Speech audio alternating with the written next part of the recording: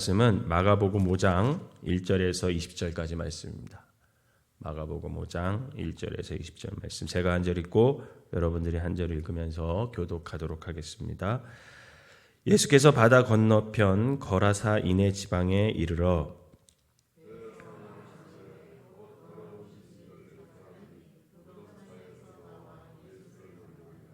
그 사람은 무덤 사이에서 거처하는데 이제는 아무도 그를 쇠사슬로도 맬 수 없게 되었으니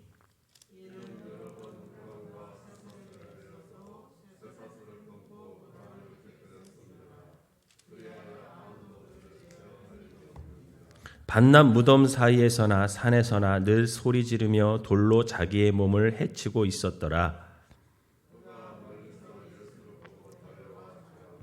큰 소리로 부르짖어 이르되 지극히 높으신 하나님의 아들 예수여, 나와 당신이 무슨 상관 있나이까? 원하건대 하나님 앞에 맹세하고 나를 괴롭히지 마옵소서 하니,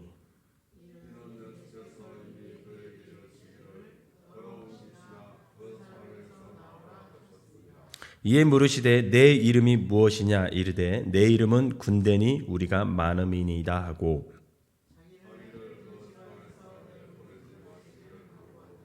마침 거기 돼지의 큰 떼가 산 곁에서 먹고 있는지라.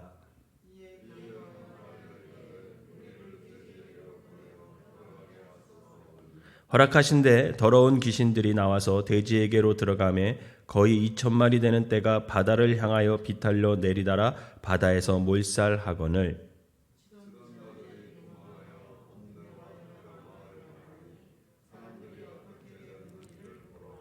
예수께 이르러 그 귀신 들렸던 자 곧 군대 귀신 집혔던 자가 옷을 입고 정신을 온전히 하여 앉은 것을 보고 두려워하더라.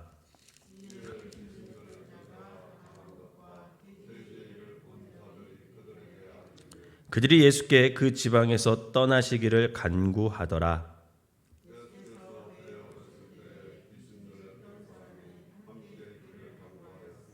허락하지 아니하시고 그에게 이르시되 집으로 돌아가 주께서 네게 어떻게 큰 일을 행하사 너를 불쌍히 여기신 것을 내 가족에게 알리라 하시니, 그가 가서 예수께서 자기에게 어떻게 큰 일을 행하셨는지를 데가볼리에 전파하니 모든 사람이 놀랍게 여기더라. 아멘. 오늘 이 새벽에도 하나님께서 우리와 함께 하심을 믿으시기를 바랍니다. 오늘부터 추워진다고 해요. 여러분들 새벽기도 나오실 때 옷 든든히 입고 나오셔서 감기 걸리지 않도록 늘 조심하시기를 바랍니다. 자, 이제 예수님과 제자들이 이제 풍랑을 헤치고 드디어 바다 건너편 거라사인의 지방으로 오셨어요. 예수님은 사장에서 그냥 바다 건너편으로 가자 그런 게 아니에요.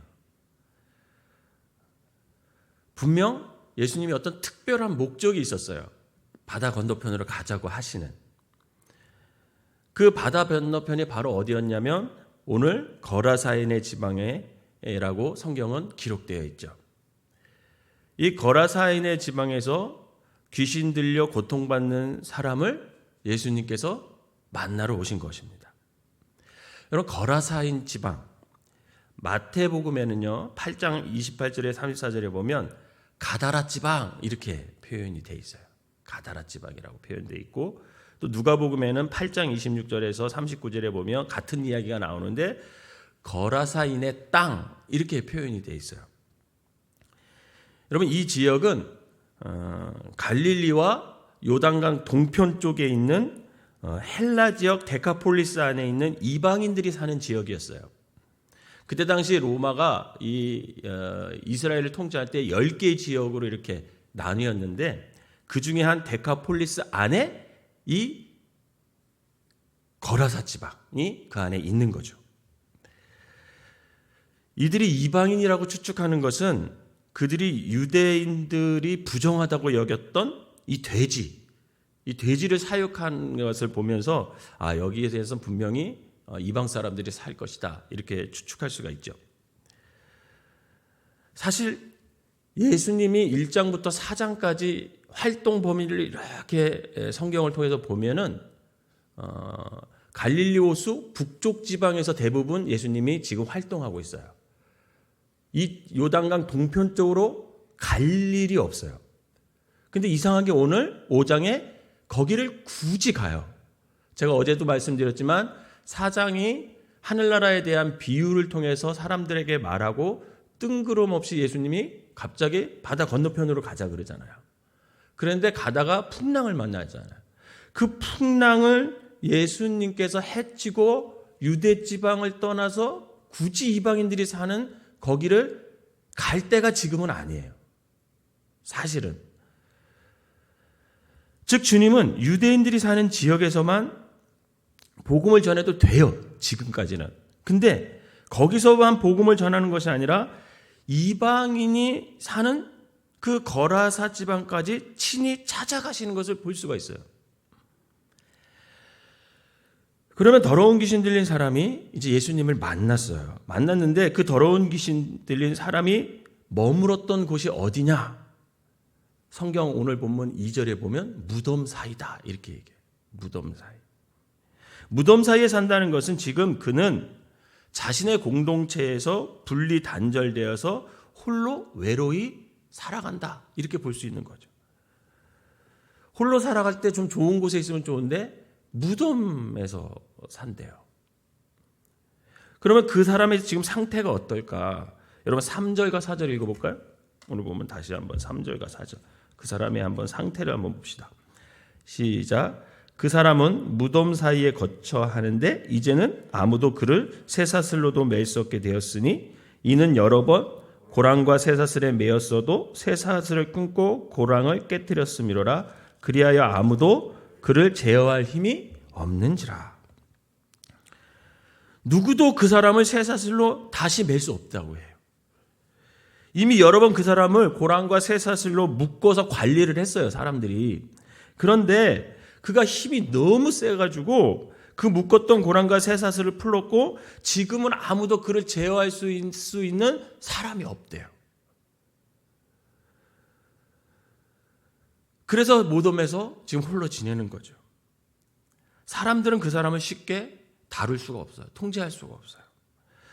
그는 더러운 귀신이 들렸기 때문에 보통 사람들이 지켜야 할 규칙, 어떤 규율 이런 걸 지킬 수가 없었고 결국 공동체의 규율을 지키지 않는 그를 사람들은 고랑과 쇠사슬로 묶어놓고 그를 강제로 통제하려고 했던 거예요. 그동안. 그렇지만 그것도 안 되니까 결국 그는 공동체에서 분리되어 지금 무덤 사이에서 지내고 있습니다. 또 한편으로는 또 이 사람의 상태가 어떠냐면 밤낮 가리지 않고 무덤 사이에서나 산에서나 소리를 지르고 돌로 자기 몸을 막 해친다 그래요. 여러분 5절 읽어봅시다. 5절 시작. 밤낮 무덤 사이에서나 산에서나 늘 소리 지르며 돌로 자기의 몸을 해치고 있었더라. 그러면 왜 이 사람이 이런 행동을 할까? 왜 그는 밤낮 가리지 않고 소리를 지를까? 사실 무덤으로 피한 이 사람은 본디 홀로 있을 수밖에 없죠. 뭐 공동체하고 같이 어울릴 수가 없으니까. 홀로 있기를 원하고 또 다른 사람들과 함께 있을 수가 없지만 그가 소리를 지른다라는 것은 뭐냐면 다른 사람을 그 내면 깊숙이 해서는 만나고 싶어하는 그 마음이 있다라는 거예요. 그는 지금 귀신 들려서 홀로 있을 수밖에 없지만 마음속으로는 다른 사람들과 정상적으로 관계를 맺고 싶은 거예요. 관계를.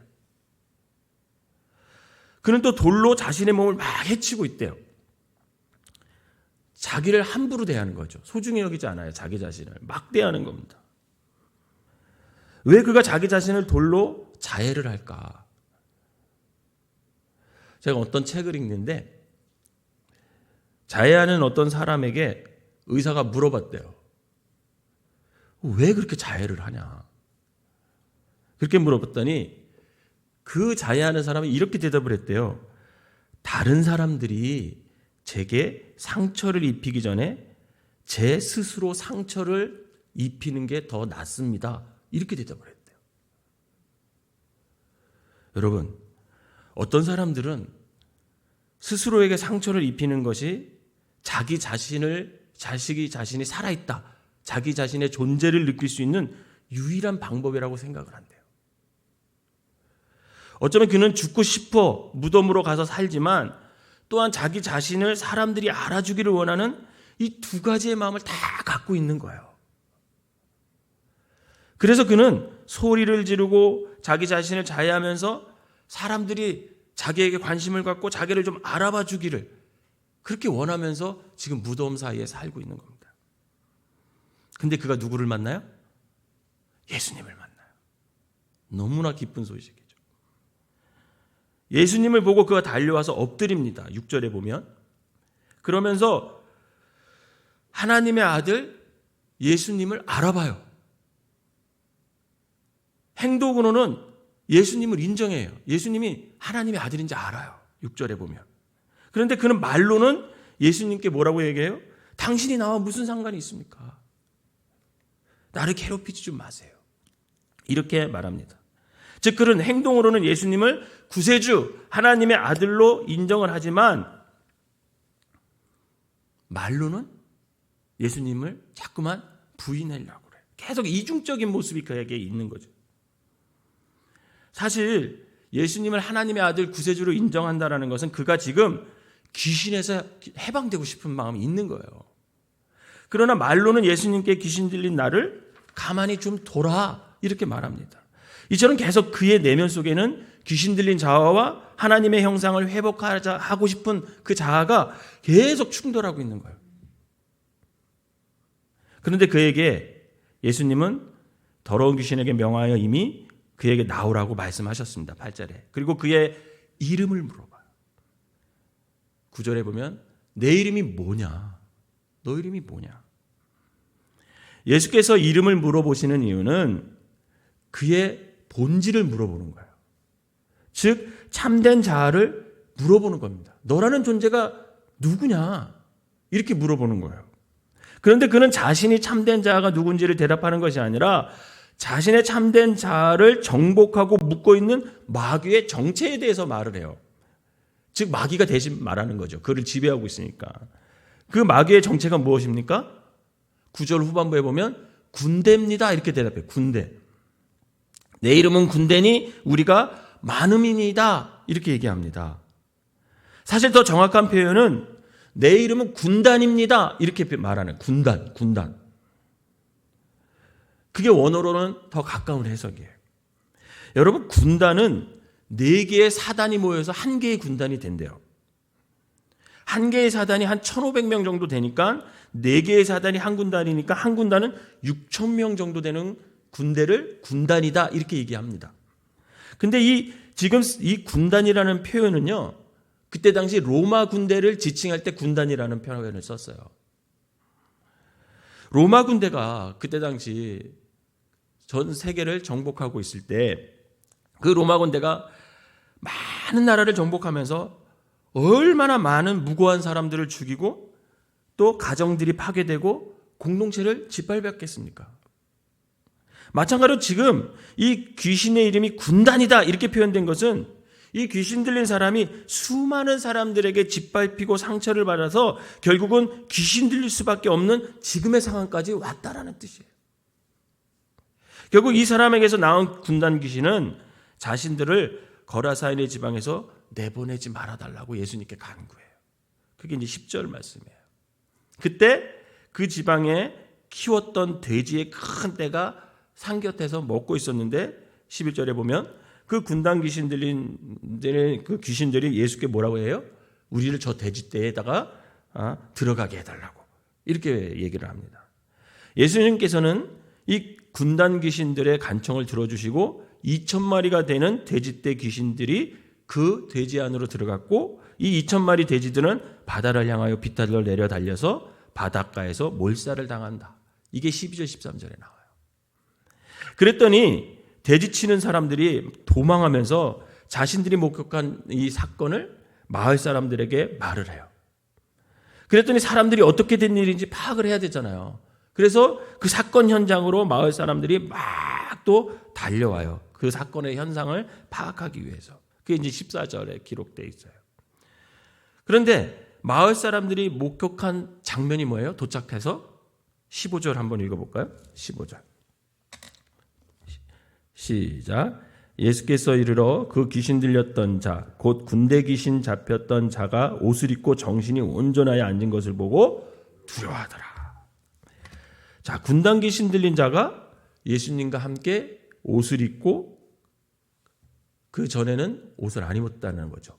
옷을 입고 정신이 온전하여 똑바로 앉아 있는 것을 목격하고 놀랐다, 이렇게 표현되어 있습니다. 그랬더니 이 귀신에서 해방된 사람이 자기가 당한 일과 또 재질을 지켰던 그 일꾼들이 자신이 목격한 그 사건을 마을 사람들에게 다 말해요. 그 벌어진 일들을. 그랬더니 마을 사람들이 반응이 어때요? 17절 읽어봅시다. 17절 한번 읽어볼까요? 시작. 그들이 예수께 그 지방에서 떠나시기를 간구하더라. 마을 사람들이 예수님께 자신의 지방을 좀 떠나주세요. 가세요. 라고 간구합니다.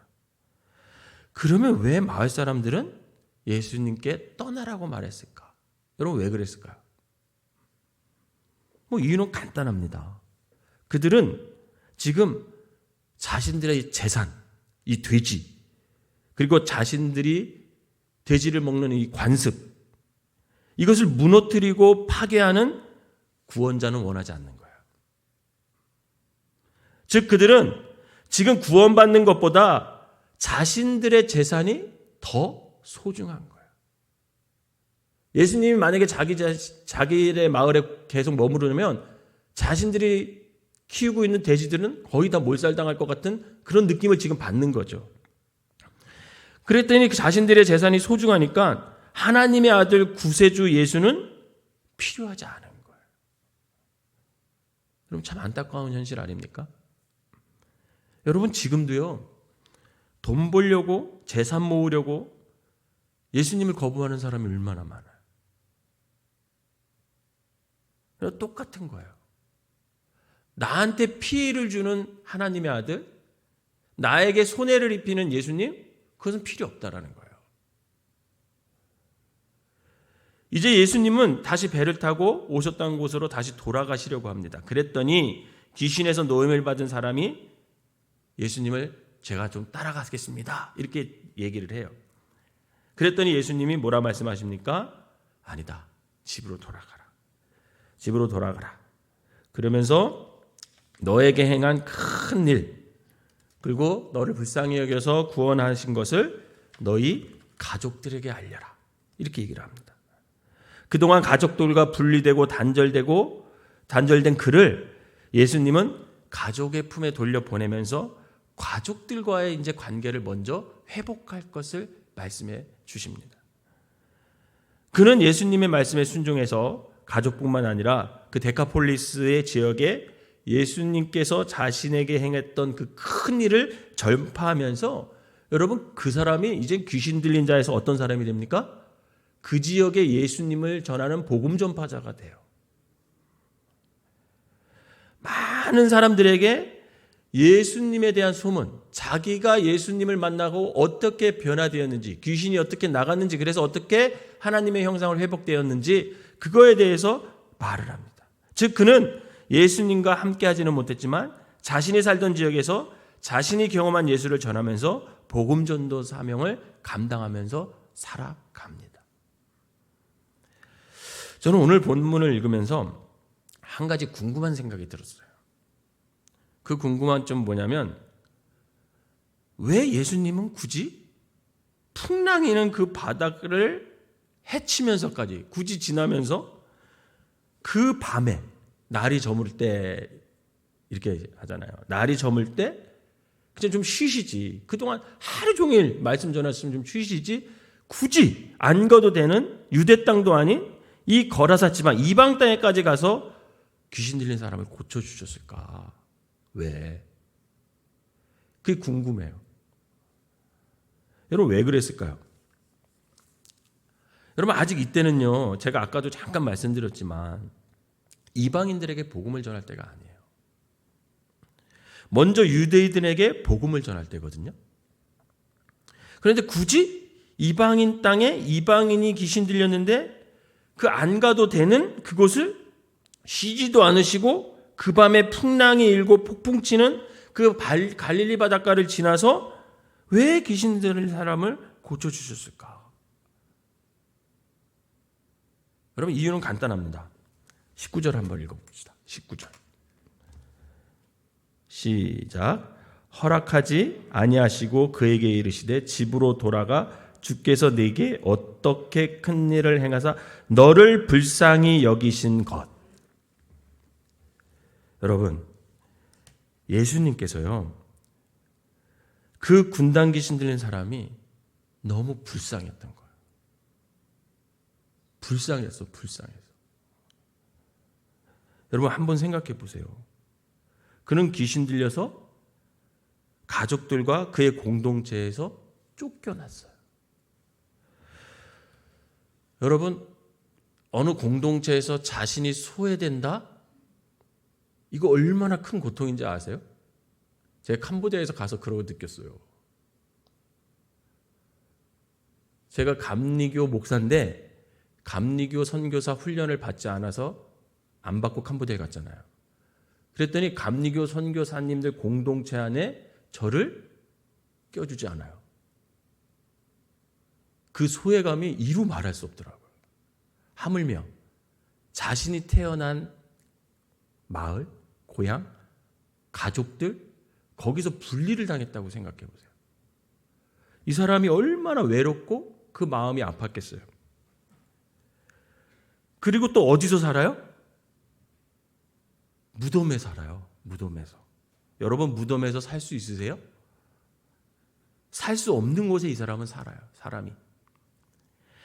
그는 쇠고랑과 쇠사슬에 묶여 살던 인생이었어요. 여러분, 무덤에서 살 수 없어요. 여러분, 묶여서 살 수 있으세요? 누군가 나를 묶어놓고 이렇게, 그거 못 살아요.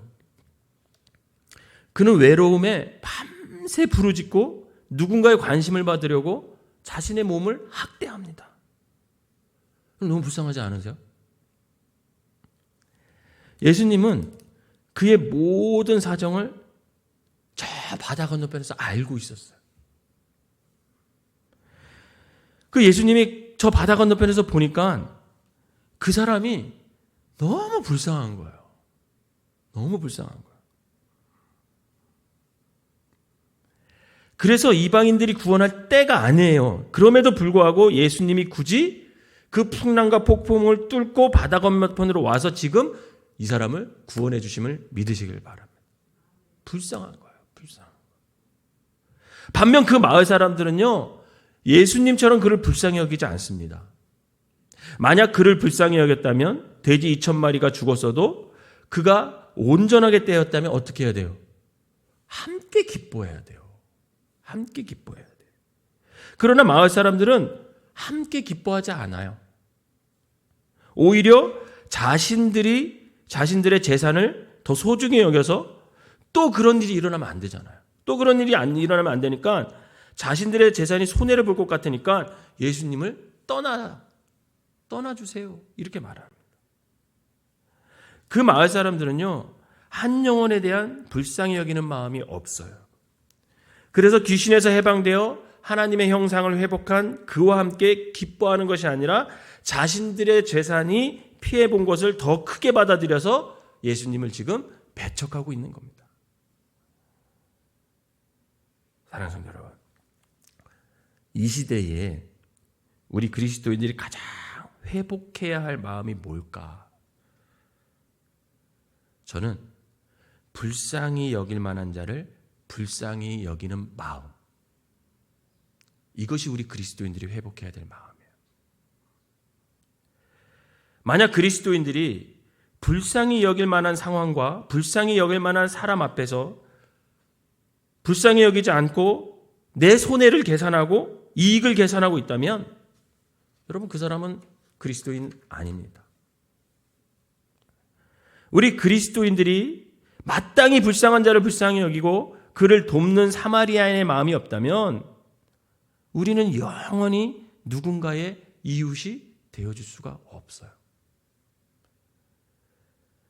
또한 우리는 영원히 다른 사람들한테 우리 스스로는 그리스도인들이라고 말하려고 하고 있지만 다른 사람들은 우리를 그리스도인으로 인정하지 않을 것입니다.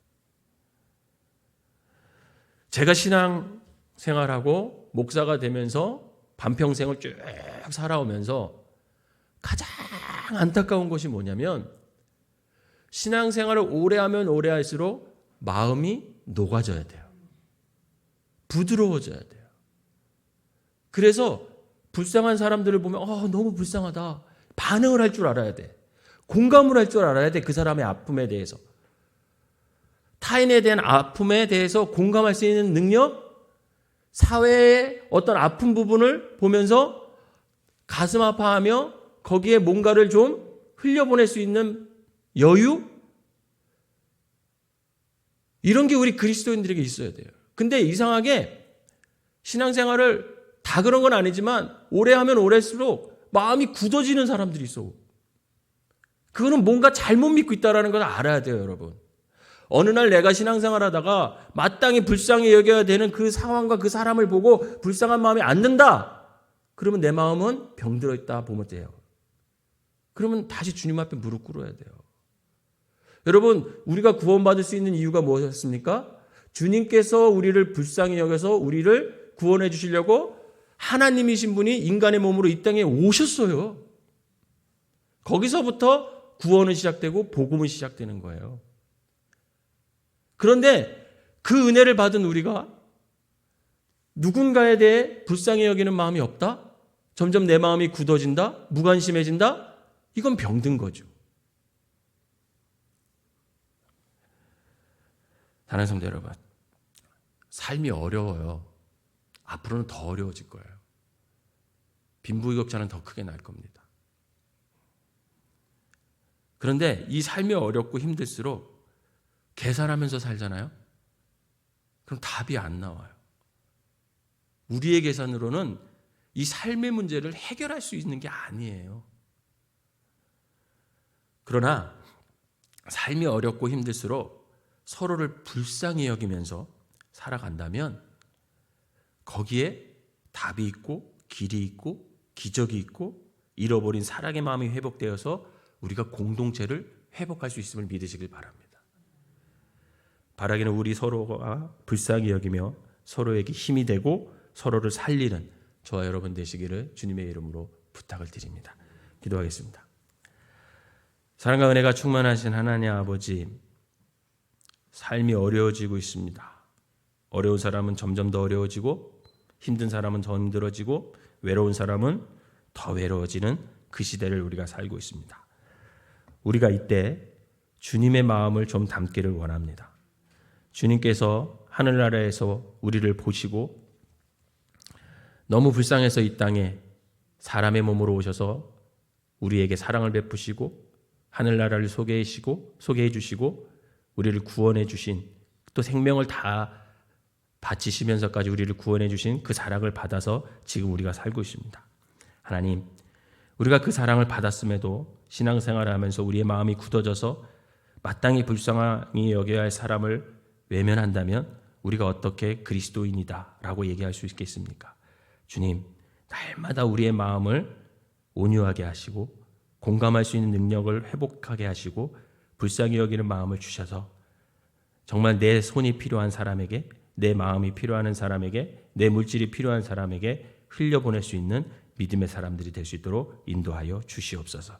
오늘 하루도 하나님의 뜻 가운데 온전히 서게 하시고 죄와 멀리하게 하시고 천군 천사가 우리를 지켜주셔서 악한 영들에게 해함을 받지 않도록 오늘 하루도 주님께서 인도하여 주시옵소서. 예수님의 이름으로 기도하옵나이다. 아멘.